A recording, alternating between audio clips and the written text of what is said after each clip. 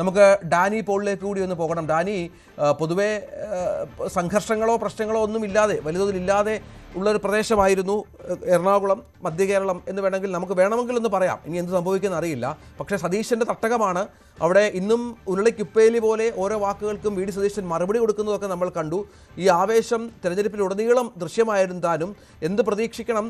വരും മണിക്കൂറുകളിൽ മുന്നണികളൊക്കെ തയ്യാറെടുത്ത് കഴിഞ്ഞോ ഈ ആവേശം അതേപോലെ ഈ കൊട്ടിക്കലാശത്തിൽ കാണിക്കാൻ?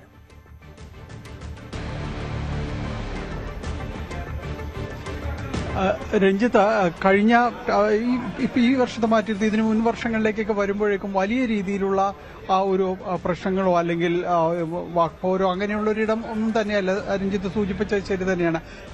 കൊട്ടിക്കലാശമടക്കം ആ ഒരു സംവിധാനങ്ങളോടെ നടന്നു പോകുന്നൊരിടമാണ്. പക്ഷേ കഴിഞ്ഞ 5 വർഷമായിട്ട് അങ്ങനെയല്ല. കാരണം അതിനൊരു പ്രധാനപ്പെട്ട കാരണം വി ഡി സതീശൻ എന്ന പ്രതിപക്ഷ നേതാവിന്റെ ഒരു സാന്നിധ്യം തന്നെയാണ്. കാരണം ഈ പല വാക്പോരുകളുടെയും ഒരു പ്രഭവ കേന്ദ്രം എന്ന രീതിയിലേക്കെല്ലാം തന്നെ പറവൂർ മണ്ഡലവും കാര്യങ്ങളും എല്ലാം തന്നെ മാറിയിടും. അദ്ദേഹത്തിന്റെ ഓഫീസുകൾ കേന്ദ്രീകരിച്ചാണ് പലപ്പോഴും ഈ വാർത്താ സമ്മേളനങ്ങളും അടക്കം കാര്യങ്ങൾക്ക് മറുപടി നേരിട്ട് മുഖ്യമന്ത്രിക്ക് മറുപടി നൽകുന്ന ഒരവസ്ഥയും ഇവർ തമ്മിലുള്ളൊരു വാക്പോരും നമുക്കറിയാം. കഴിഞ്ഞ 5 വർഷങ്ങളായിട്ട് ആ രീതിയിലാണ് CPM വേഴ്സസ് എന്ന് പറയുന്ന രീതിയിലേക്ക് വി ഡി സതീശൻ എന്ന രീതിയിലേക്ക് എല്ലാം തന്നെ മാറി. ഇന്ന് രാവിലെയും നമ്മൾ അദ്ദേഹവുമായിട്ട് കണ്ട് സംസാരിക്കുമ്പോൾ അദ്ദേഹം പറഞ്ഞൊരു കാര്യമുണ്ട്. കാരണം പ്രധാനമായും തന്നെ ടാർഗറ്റ് ചെയ്തുകൊണ്ട് തന്നെയായിരുന്നു CPM മുന്നോട്ട് പോയിരുന്നത്.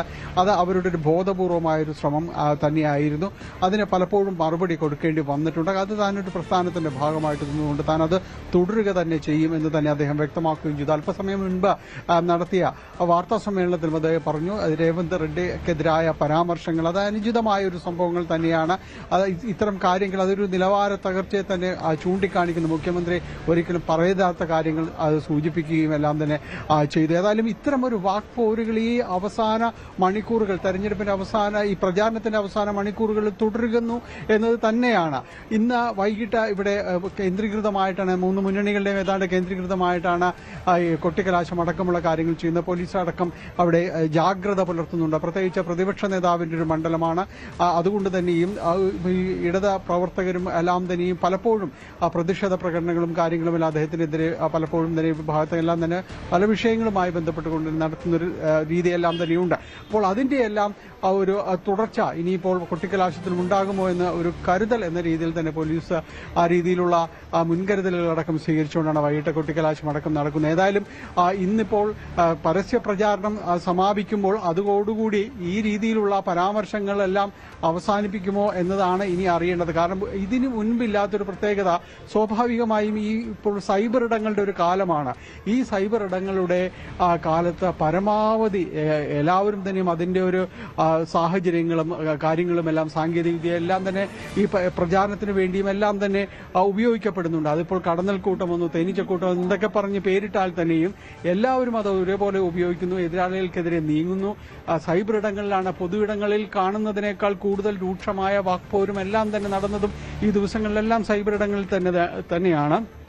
ഓരോ വാക്കും വരിയും നോട്ടം പോലും ചർച്ചയാകുന്ന ആ ഒരു രീതിയിലേക്കെല്ലാം തന്നെ പ്രചാരണ രംഗം തന്നെ, തെരഞ്ഞെടുപ്പ് പ്രചാരണ രംഗം തന്നെ മാറിക്കഴിഞ്ഞിരിക്കുന്നത് തന്നെ. എവിടെയെങ്കിലും ഒരു തരി വീണാൽ അത് വളരെ പെട്ടെന്ന് എല്ലായിടങ്ങളിലേക്കും എത്തുന്ന രീതിയിലുള്ള ആ രീതിയിലുള്ള ഒരു ക്യാമ്പയിൻ സ്ട്രാറ്റജി തന്നെയാണ് മുന്നണികളെല്ലാം തന്നെ സൈബർ ഇടങ്ങളിൽ അവലംബിച്ചത്.